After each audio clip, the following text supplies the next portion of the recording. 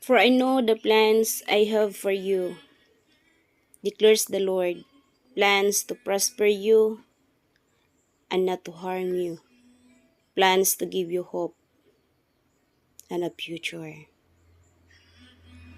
Jeremiah 29:11.